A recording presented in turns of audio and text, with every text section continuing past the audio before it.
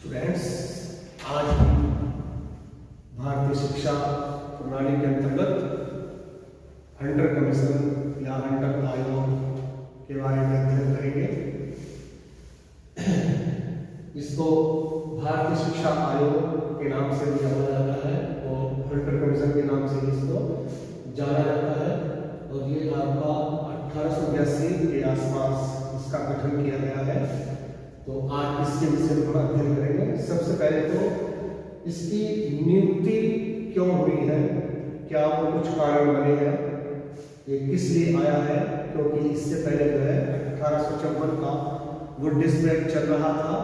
तो ऐसी कौन सी परिस्थितियां आई हैं वो हम प्रस्तावना के अंतर्गत पढ़ने की कोशिश करेंगे।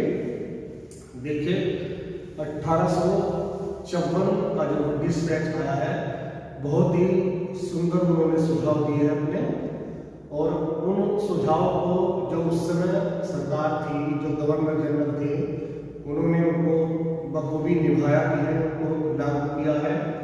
जैसे आपका भारत में जो उससे पहले शिक्षा चल रही थी, उस शिक्षा की जिम्मेदारी किसी पर नहीं थी, किसी सरकार पर नहीं थी। जैसे ईस्ट इंडिया कंपनी की सरकार थी यहाँ पर, तो उसका उत्तरदायित्व बना दिया गया है कि यहाँ पर आपको सरकार की जिम्मेदारी बैठती है कि शिक्षा का जो पूरी व्यवस्था है वो पूरी वो उसी को बनानी है। दूसरा, उस व्यवस्था को बनाने के लिए प्रत्येक प्रांत में जन शिक्षा विभागों की स्थापना भी खोल दी गई है। स्थापना जो हुई है उनमें जन शिक्षा निर्देशकों की नियुक्ति भी कर दी गई है। और आपका निर्धन जो छात्र है, विद्यालयों में पढ़ने वाले, उनको छात्रवृत्तियां भी देनी शुरू कर दी है। सहायता अनुदान प्रणाली जो एक बहुत ही मुख्य पॉइंट उन्होंने दिया था स्कूलों की सहायता के लिए, उस पर भी कार्य शुरू हो गया है। और आसपास के जितने विद्यालय है, स्कूल है, उनमें सहायता दी जाने लगी है। इसके बाद में हमारे जो उन्होंने सुझाव दिए थे कि क्रमबद्ध विद्यालय खोले जाने चाहिए, विद्यालयों की संख्या में जो है वृद्धि होने लगी है, चाहे प्राथमिक स्तर की हो चाहे माध्यमिक स्तर की हो। इसके बाद उन्होंने महाविद्यालय और विश्वविद्यालय खोलने की बात की थी, उस पर भी कार्य शुरू हुआ है। यानी कि 1-2 साल के अंदर जो है कलकत्ता और बम्बई में विश्वविद्यालय खोले गए हैं, और उसके आसपास जो है कुछ डिग्री कॉलेज या महाविद्यालय खोले गए हैं, उनमें भी पढ़ाई हो रही है और उसमें भी सारा काम हो रहा है। विश्वविद्यालय जो है एफिलिएशन देने का भी काम कर रहे हैं, पढ़ाने का भी काम कर रहे हैं, महाविद्यालयों में भी उच्च शिक्षण चल रहा है। तो सारा का सारे कार्यक्रम वो भी हो रहा था। तो इसी स्तर पर या इसी समय जो है एक भारतीय इतिहास में एक घटना घटी है, जिसको हम 1857 की क्रांति के नाम से जानते हैं। वो पूरे भारत में ही घटी थी। पूरे भारत के जितने भी भारतीय क्रांतिकारी थे या भारतीय नेता थे, जो अंग्रेजों के विरुद्ध थे या अंग्रेजों का शासन उनको अच्छा नहीं लग रहा था, क्योंकि अंग्रेज लोग जो थे भारतीयों पर अत्याचार कर रहे थे, हमारे शासन को उखाड़ फेंक करके अपना शासन स्थापित कर लिया था। और जो यहाँ पर देश की रियासतें हमारी चल रही थी, उनको भी वो हड़पने की कोशिश में लगे हुए थे। तो वे लोग अपने शासन को बचाने की कोशिश में लगे हुए थे भारतीय। तो उन्होंने जगह जगह जो है 1857 की क्रांति कर दी है, यानी कि अंग्रेजों के विरुद्ध जो है लड़ाई शुरू कर दी है। तो उसमें कुछ हद तक उन्होंने उसमें सफलता भी पाई है, लेकिन अंग्रेजों ने जो था, वो जो गवर्नर जनरल यहाँ पर आए थे बनकर के, उन्होंने यहीं के सैनिकों के द्वारा वो जो यहाँ पर एक लड़ाई हुई है या मूवमेंट हुआ है या जो क्रांति हुई है, उसको उन्होंने दबाने की पूरी कोशिश की है और जगह जगह उन्होंने दबाया भी है। चाहे वो अत्याचार के माध्यम से दबाया है, चाहे उसको साथ में मिला करके कुछ भी करा हो, लेकिन वो क्रांति जो है पूरे भारत में फैल गई थी। तो इस व्यवस्था से जो थी हमारी शिक्षा, वो फिर अवरुद्ध हो जाती है, फिर वो अस्त व्यस्त हो जाती है। यानी कि एक सुचारू रूप से जो शिक्षा चलने वाली थी, वो उसका रास्ता रुक जाता है ना। तो उसी समय फिर क्या परिवर्तन होता है, ब्रिटिश संसद में एक जो है एक्ट पारित होता है। उसमें जो आपका गवर्नर जनरल था या ईस्ट इंडिया कंपनी जो थी, उसके हाथों से जो है यहाँ का शासन छीन लिया जाता है और सीधे ही ब्रिटिश जो साम्राज्य थी उसको ही यहाँ का राजा बना दिया जाता है, या यहाँ की भारत की साम्राज्य उसको महारानी विक्टोरिया जो थी तो सर्वप्रथम भारत की जो है साम्राज्य घोषित की गई है। अब सीधे से उसके ही अंडर में यहाँ का शासन चलता था। जो गवर्नर जनरल जो वायसराय यहाँ पर बनते थे वो सीधे जो है उसके प्रति उत्तरदायित्व होता था, उनका जो भी कोई जवाबदेही होती थी तो वो साम्राज्य के सम्मुख जो है खड़े होकर के अपना जवाबदेही उसमें देते थे। तो इस प्रकार से वो साम्राज्य घोषित हो गई है, लेकिन हमारी जो वो शिक्षा अवरुद्ध हो गई थी वो ऐसे ही चलती रही। यानी कि जो निस्सिंदन का सिद्धांत जो उन्होंने लागू न करने की बात कही थी, वो डिस्पैच में हटाने की बात कही थी, उसको फिर लागू कर दिया गया है। और जो हमारी जन शिक्षा की जो अवहेलना की जा रही थी पहले से ही, उन्होंने उसके लिए सुधार की बात कही थी, फिर वो अवहेलना शुरू हो गई है। यहाँ पर है ना, विद्यालय नहीं खोले गए हैं, स्कूल नहीं खोले गए हैं, जन साधारण की शिक्षा की तरफ से जो है उन्होंने उपेक्षा कर दी है। तो इस तरह से जगह जगह जो है नारे जुलूस प्रदर्शन शुरू होने शुरू हो गई है। भारतीयों में जो है असंतोष फैल गया है कि हमारी जो पहले जो शिक्षा चली आ रही थी हमारी वो डिस्पैच के अनुसार उसी शिक्षा को बहाल किया जाए या उसमें और कुछ परिवर्तन किया जाए जिससे हमारा एक अच्छा माहौल बन सके। तो वहां पर हमें ब्रिटिश संसद में इस तरह की बातें होने लगी कि हमें कुछ ना कुछ अब करना ही पड़ेगा, क्योंकि हमारा विरोध वहां पर बहुत ज्यादा हो रहा है। तो हमें शिक्षा के क्षेत्र में कुछ परिवर्तन या कुछ उसमें हमें संशोधन करना ही होगा। तो जो ब्रिटिश कुछ अंग्रेज लोग ऐसे थे भारत में जो भारत की जो है वो भलाई चाहते थे, उन्होंने एक समिति बना रखी थी अपनी यहाँ पर, और वो समिति जो है वो विरोध करती थी उसका, और वो विरोध स्वरूप जो है इंग्लैंड में भी जाते थे उसका विरोध करने के लिए, या अपना सुझाव देते थे कि यहाँ पर जो है वो शिक्षा जो है बहाल की जाए, जिससे पहले से यहाँ पर शिक्षा चली आ रही थी। तो उसी समय इत्तेफाक से जो है यहाँ पर कि जो गवर्नर जनरल है, भारत के जो गवर्नर जनरल है 1880 के आसपास जो है वो लॉर्ड रिपन जो है वो बन करके यहाँ पर आते हैं। लॉर्ड रिपन वो एक उदार प्रवृत्ति के व्यक्ति थे, वो भारत की मतलब अच्छाई चाहते थे या भलाई चाहते थे, तो भारत की शिक्षा के प्रति उनका झुकाव था। तो जो वो समिति यहाँ पर बनी हुई थी भारत में कुछ भारतीय लोगों की और कुछ अंग्रेज लोगों की, तो उन दोनों ने मिल करके उनसे संपर्क किया है, और संपर्क करने के बाद में फिर उन्होंने उनसे अपनी निवेदन किया, अपनी रिक्वेस्ट की है कि भारत में जो है 1857 की क्रांति के बाद में शिक्षा जो है अस्त व्यस्त फिर से हो गई है, उसमें हमें सुधार चाहिए, हमें कुछ उसमें संशोधन परिवर्तन चाहिए है। तो उनके सुझाव को मानते हुए लॉर्ड रिपन ने एक आयोग को गठित किया है।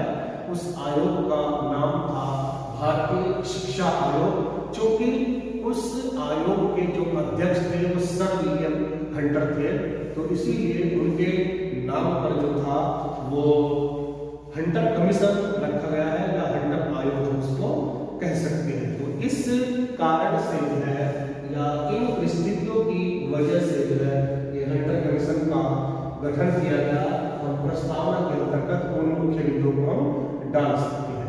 ठीक है, चलिए ठीक है, ये तो हमने प्रस्तावना पढ़ी है कि इसमें क्या क्या होना चाहिए, लेकिन इसके बाद हम ये देखते हैं कि उस हंटर कमीशन को जांच के कुछ विषय दिए गए थे, वो जांच के विषय क्या हो सकते हैं। कल आपको स्टैंड दिया तो वहां ये ऐसा ऊपर रखा हुआ बीएड में। अब हम देखते हैं कि हंटर कमीशन जो यहाँ पर पारित किया गया है या गठित किया गया है, उसको जांच के कौन कौन से विषय दिए गए थे, उसको क्या कार्य दिया गया था। अब कार्य की बात हम यहाँ पर थोड़ा सा पढ़ने की कोशिश करेंगे, उसमें देखने की कोशिश करेंगे कि उसको क्या क्या कार्य दिए गए थे। जैसे उसमें दिया गया है कि जो वुड द्वारा घोषित यहाँ पर शिक्षा नीति थी, क्या उसका अच्छी तरह से पालन किया गया है या नहीं किया गया है। अगर नहीं किया गया है तो उसमें आगे कौन से उसमें सुझाव होने चाहिए, पहला तो यही था।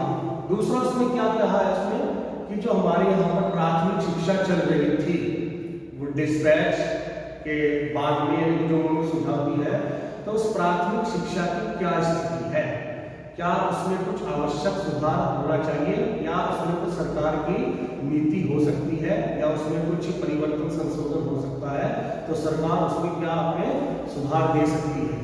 ऐसे उसमें उन्होंने माध्यमिक और उच्च शिक्षा के बारे में कहा है कि यहाँ की माध्यमिक शिक्षा या उच्च शिक्षा किस प्रकार से चल रही है, क्या उसमें आवश्यक सुधार हो सकते हैं, क्या उसमें कुछ परिवर्तन संशोधन हो सकते हैं, क्या सरकार ने माध्यमिक और उच्च शिक्षा की तरफ ज्यादा ध्यान देकर के प्राथमिक शिक्षा की उपेक्षा की है। ये सब जांच के विषय के अंतर्गत आ गई थी।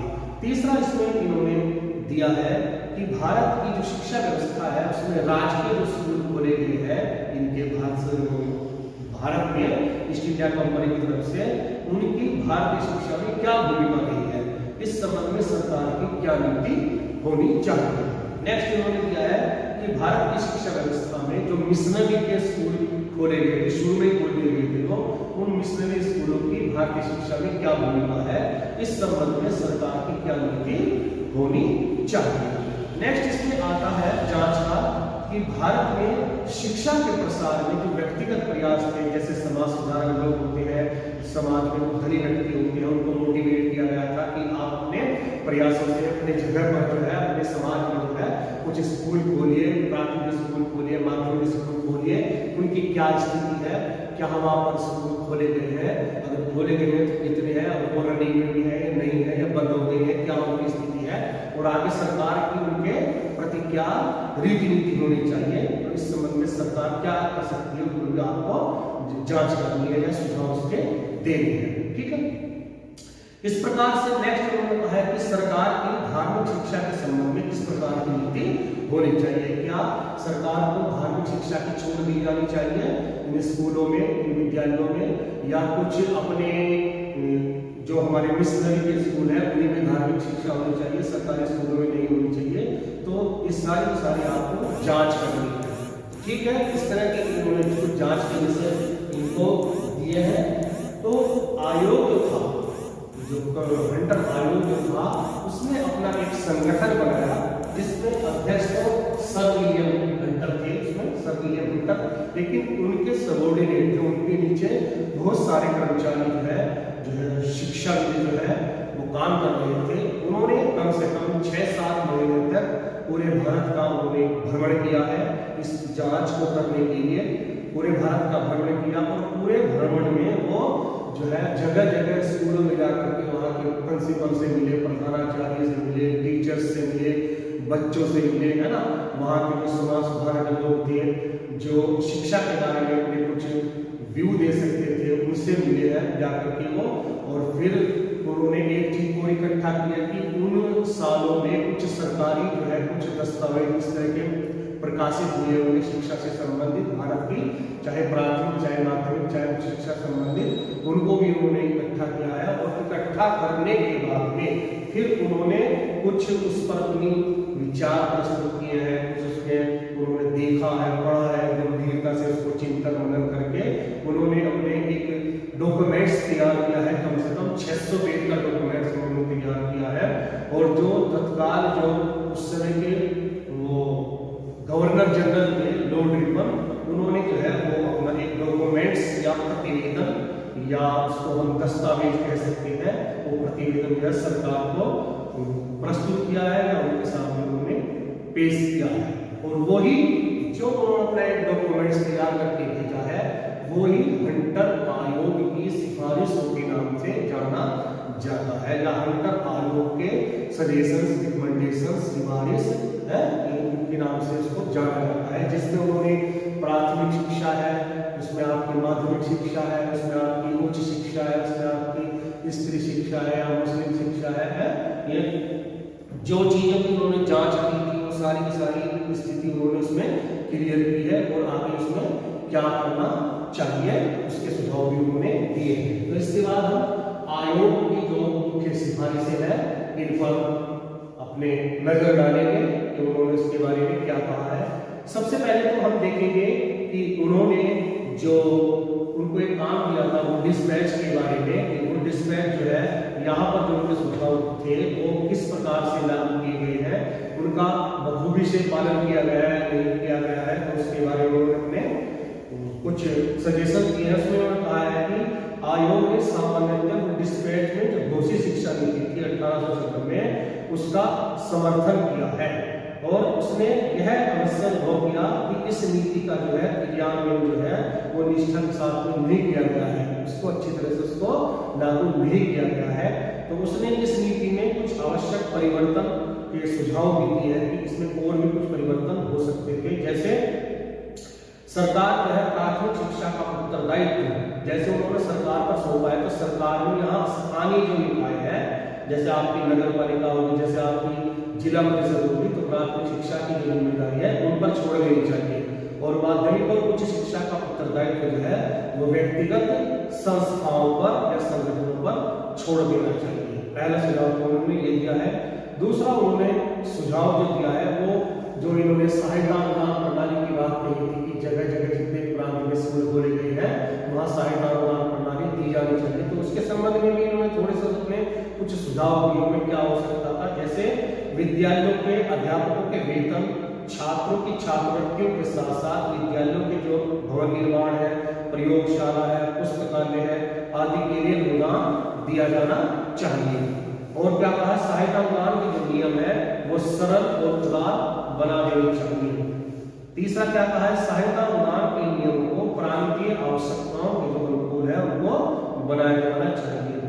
नेक्स्ट कहा है इन्होंने सहायता अनुदान के जो नियम है अलग अलग मदों के लिए अलग अलग बनाए जाने चाहिए।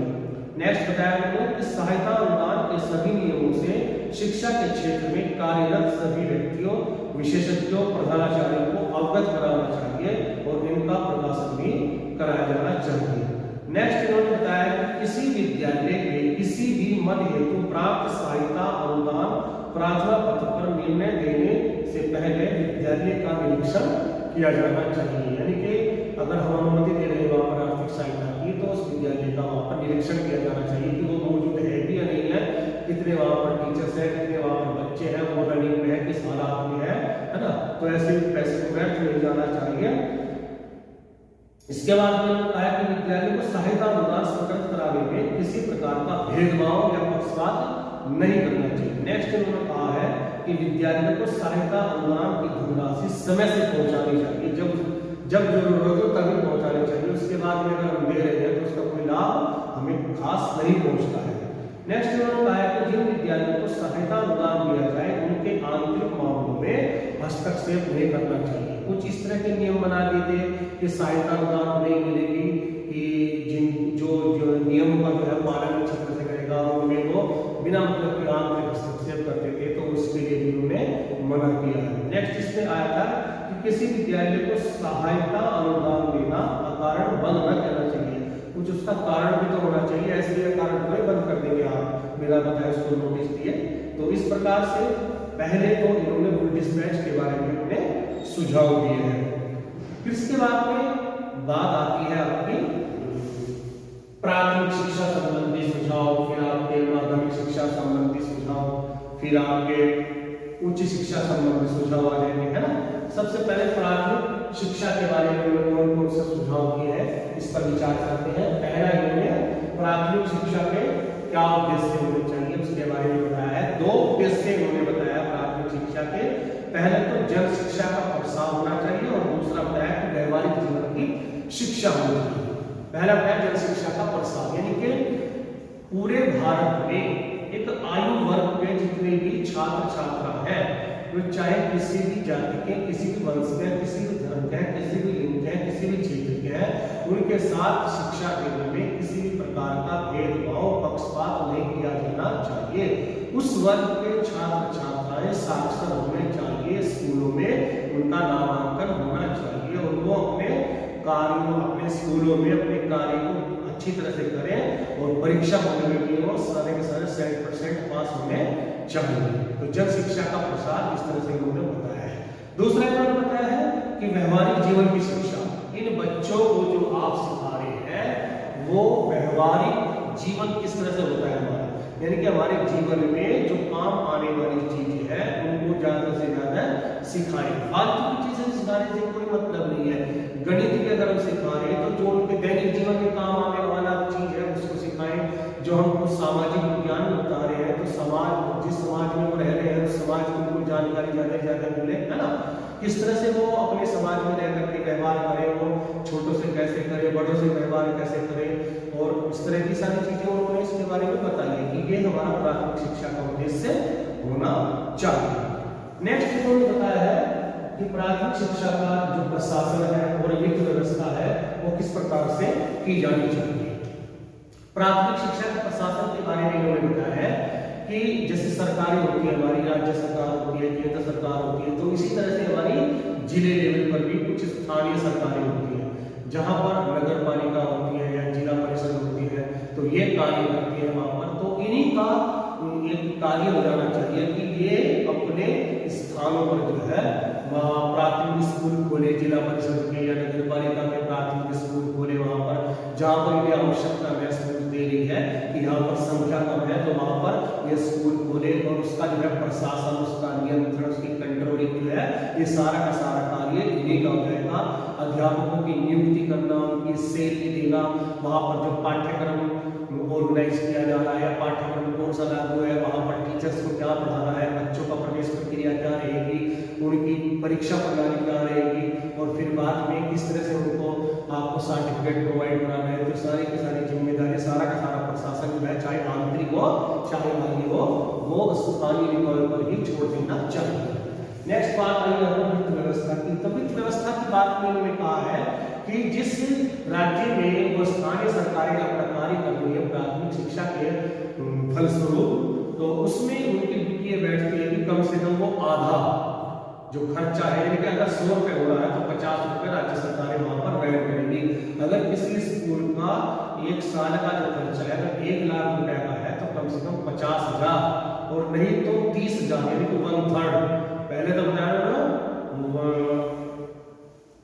1/3 या उसका मतलब आधा हिस्सा जो है वो राज्य सरकार को देना चाहिए और उसका पूरी तरह से बयान करना चाहिए। समय से पैसा जो है वहां पर पहुंचना चाहिए ताकि उसका अच्छी तरह से उपयोग किया जा सके। तो प्राथमिक शिक्षा के बारे में, उद्देश्य के बारे में बताया उन्होंने, प्रशासन के बारे में, वित्त व्यवस्था के बारे में बताया, पाठ्यक्रम के बारे में बताया। पाठ्यक्रम के बारे में इन्होंने प्राथमिक शिक्षा के बारे में क्या कहा है, इन्होंने कहा है कि आयोग की दृष्टि से प्राथमिक शिक्षा जो है जीवन के व्यवहारिक पक्ष से संबंधित होनी चाहिए, और उसके लिए क्या उन्होंने सुझाव दिया है। नंबर 1 कि प्राथमिक शिक्षा की जो पाठ्यचर्या है, जैसे प्रांतों की परिस्थितियां होती है, उनकी डिमांड आवश्यकता होती है, उनके अनुकूल होनी चाहिए। उसमें जो प्रांत की भाषाएं है, प्रांत के साहित्य है, प्रांत के व्यवहार मानदंड है, उसकी शिक्षा की व्यवस्था उसमें की जानी चाहिए। नेक्स्ट इन्होंने बताया है कि पाठ्यचर्या में आपका व्यवहारिक गणित भी होना चाहिए, बही खाता भी होना चाहिए, सरल विज्ञान भी होना चाहिए, आरोग्य विज्ञान जिसको चिकित्सा विज्ञान है उसको भी सामान्य ज्ञान के रूप में थोड़ा थोड़ा सा पढ़ाना चाहिए प्राथमिक शिक्षा के क्षेत्र में। तीसरा इन्होंने बताया है कि स्थानीय आवश्यकताओं को ध्यान में रखते हुए थोड़ा सा जैसे कृषि है, पशुपालन है, आपका कताई बुनाई है, इसमें भी इसकी थोड़ी थोड़ी सी शिक्षा बच्चों को दी जानी चाहिए ताकि आगे जब माध्यमिक शिक्षा में जाएंगे तो उसको शिक्षा प्राप्त करने के बाद वो रोजगार पर शिक्षा उनके लिए बन सके, एक इकाई को शिक्षा की उनके लिए बन सके। नेक्स्ट उन्होंने बताया कि प्राथमिक शिक्षा का माध्यम क्या होना चाहिए, यानी कि प्राथमिक शिक्षा जो है वो किस माध्यम से वहां पर दी जानी चाहिए। इसमें सीधी सी बात कही है उन्होंने कि प्राथमिक शिक्षा का जो माध्यम है उनकी मातृभाषा या उनकी क्षेत्रीय भाषा ही होनी चाहिए, क्योंकि मातृभाषा और क्षेत्रीय भाषा में बच्चे अच्छे प्रकार से शिक्षा ग्रहण कर सकते हैं। अगर उनके ऊपर जबरदस्ती दूसरी भाषा थोपी जाएगी तो वो उस शिक्षा का लाभ पूरी तरह से नहीं ले सकते, उससे वो वंचित रह सकते हैं। नेक्स्ट इन्होंने बताया है कि शिक्षक प्रशिक्षण कैसा होना चाहिए। इन्होंने भी देखा है और डिस्पैच में भी कहा गया था कि प्राथमिक शिक्षा के जो शिक्षक है प्राथमिक विद्यालयों में वो अनट्रेंड है, ज्यादातर अनट्रेंड है, तो वो अप्रशिक्षित शिक्षक जो है बालकों को एक गुणात्मक शिक्षा नहीं दे पा रहे हैं, क्वालिटी जो है उनकी पुअर है, तो वो अच्छी तरह से उनको मेथड ही नहीं पता है कि किस तरह से हमें बच्चों को पढ़ाना है, वो एक मेथड से उनको पढ़ाए जा रहे हैं। तो उनको ट्रेन करने के लिए भारत में भी कुछ शिक्षक प्रशिक्षण विद्यालय खोले जाने चाहिए जिनको उन्होंने नॉर्मल विद्यालय का नाम दिया है, और वहां पर उनको प्रशिक्षण दिया जाना चाहिए। भले ही वो गर्मियों की छुट्टियों में उनको 1-1, 2-2, 3-3 महीने का प्रशिक्षण दे करके 2-3 साल में वो पूरा प्रशिक्षण उनका हो जाए। लेकिन उसमें प्रशिक्षण जरूर होना चाहिए ताकि जो है शिक्षा में एक गुणवत्ता आ सके, उसका स्तर जो है ऊंचा हो सके। नेक्स्ट इन्होंने बताया कि जो प्राथमिक पाठशालाएं हैं उनको बंद नहीं करना चाहिए, उनको बल्कि प्रोत्साहन दिया जाना चाहिए, उनकी आर्थिक सहायता की जानी चाहिए, उनकी जितनी मदद हो सके वो हमें कर देनी चाहिए, क्योंकि वो उनके लिए रीढ़ का काम करती है, उनमें उनकी सभ्यता बसती है, उनमें उनकी संस्कृति बसती है। तो वो अपनी संस्कृति को बचाए रखने, उसका संरक्षण करने, उसका विकास करने के लिए वो प्राथमिक पाठशालाएं जो है अपना काम बखूबी निभा रही है। तो उनकी हम जितनी ज़्यादा से ज़्यादा मदद हो सकती है उनकी आर्थिक सहायता करेंगे। उनके जो निर्धन बच्चे हैं उनको छात्रवृत्तियाँ भी देंगे, उनके जो टीचर्स हैं उनको भी हम सैलरी देने का हमारा काम होना चाहिए। तो इस प्रकार से उन्होंने प्राथमिक शिक्षा के बारे में कुछ सिफारिशें दी हैं। तो चलिए स्टूडेंट्स,